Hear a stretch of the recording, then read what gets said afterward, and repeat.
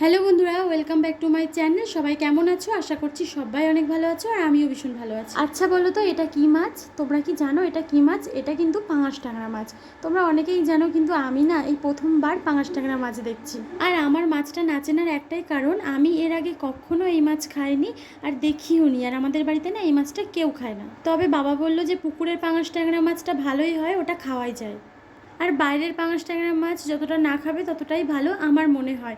মানে বাড়ি থেকে আমি যেটুকুনি শুনেছি সেটাই বললাম। আমার মনে হয় যে বাইরের পাঙাশ ট্যাংরা মাছ নাই খাওয়া ভালো, কিন্তু পুকুরে যে পাঙাশ ট্যাংরাগুলো বাড়িতে নিজেদের পুকুরে বড় করে তোলা হয় সেই মাছগুলো খাওয়া যেতে পারে। আমি তোমাদের সঙ্গে পাঙাশ ট্যাংরা মাছের কোনো রেসিপি শেয়ার করব না, কিন্তু আমার মা কীভাবে এটা কাটছে, এত বড় জ্যান্ত মাছটাকে কীভাবে কাটছে সেটাই আজকে তোমাদের সঙ্গে শেয়ার করব।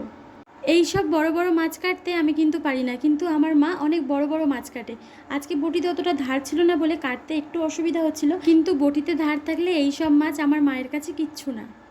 মাছটা যেহেতু জ্যান্ত আছে ওই জন্য অনেকটাই লাফালাফি করছিল, কাটতে অনেকটাই অসুবিধা হচ্ছিল।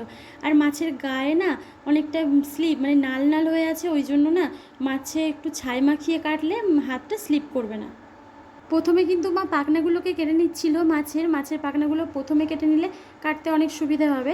আর মাছের পাখনা কাটতে গিয়ে এদিকে দেখো, মাছটা কিন্তু ভীষণ শক্ত, অতটা কাটাটা খুবই অসুবিধা হচ্ছিল। আর বটিতে ভালো ধার থাকলে কোনো সমস্যা হতো না, বটিতে যেহেতু ধার কম ওই জন্য পাখনাগুলো কাটতে অনেকটাই সমস্যা হচ্ছিল। দেখো সব পাখনা কিন্তু কেটে ফেলেছে, শুধু লেজটা এখনও কাটা হয়নি, এবারে পিচ পিচ করবে। প্রথমে মাছের মাথাটা কেটে নিচ্ছে। আর তোমরা কে কে এই বড় ধরনের মাছ কাটতে ভয় পাও না সেটা কিন্তু আমাকে জানিও। আমার কিন্তু মাছ কাটতে প্রচণ্ড ভয় লাগে, মাছের ধারে কাছে আমার খুব একটা যেতে ভালো লাগে না। কিন্তু যখন মা বাড়িতে থাকে না তখন বাধ্য হয়ে হয়তো একটু মাছ কাটতে হয়, তাও আমি খুব বেশি কাটি না। মা বাড়িতে না থাকলে মাছটাই আনি না। আর কখনো যদি বাড়িতে মা না থাকলে বাবা মাছ এনেও ফেলে, তখন আমি বাবাকে বলি যে তুমি একটু কেটে দাও, আমার পক্ষে মাছ কাটা হয়তো হবে না। আর মাছ কাটতে না আমার প্রচণ্ড ভয় করে, আর কেমন একটা হয়, আমাকে সব কাজ দেবে আমি সব কাজ করে দেবো, কিন্তু ওই মাছ কাটা আর বাসন মাজা এই দুটো কাজে না আমার কেমন ভালো লাগে না। তাও বাসনটা মাজি, কিন্তু মাছ কাটতে আমার ভালো লাগে না। আর দেখতে পাচ্ছ আমার মা কত ভালো মাছ কাটতে পারে, মায়ের মতো হয়তো মাছ ফাছ কাটতে পারবো না আমি। আর দেখো এই পাঙাশ ট্যাংরা মাছের গায়ে কিন্তু কোনো আঁশ নেই, শুধু এর গায়ে ছাল আছে, কিন্তু কোনো আঁশ নেই।